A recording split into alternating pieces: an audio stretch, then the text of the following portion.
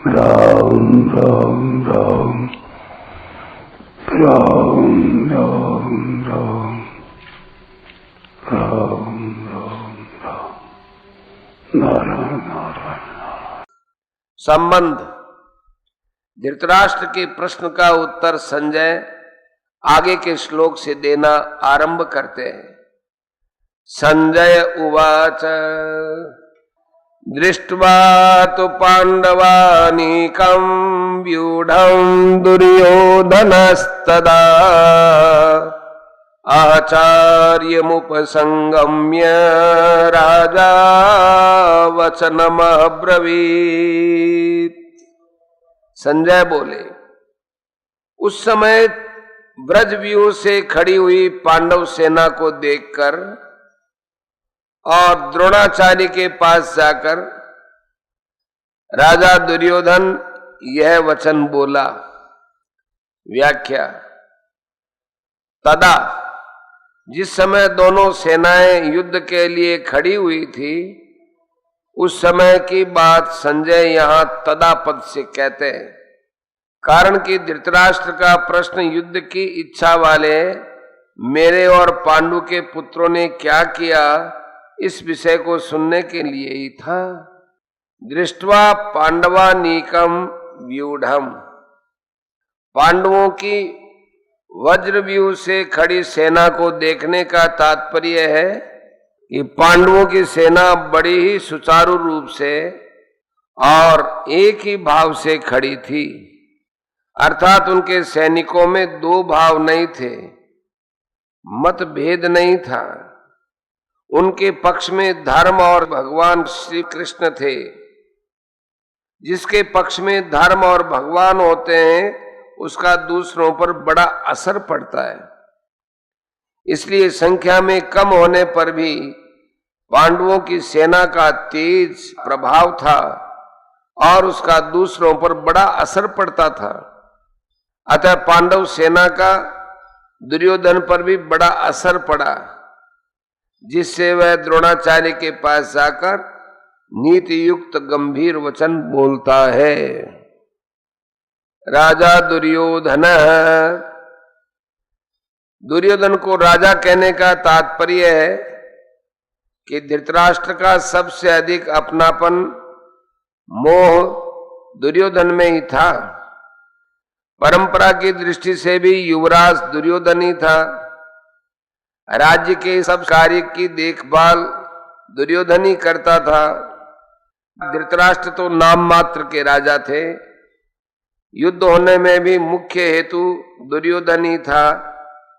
इन सभी कारणों से संजय ने दुर्योधन के लिए राजा शब्द का प्रयोग किया। आचार्य मुपसंगम्य, द्रोणाचार्य के पास जाने में मुख्यतः तीन कारण मालूम देते हैं।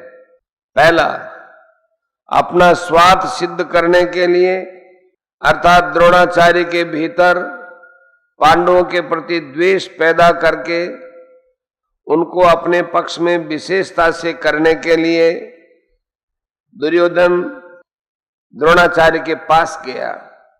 दूसरा, व्यवहार में गुरु के नाते आदर देने के लिए भी द्रोणाचार्य के पास जाना उचित था।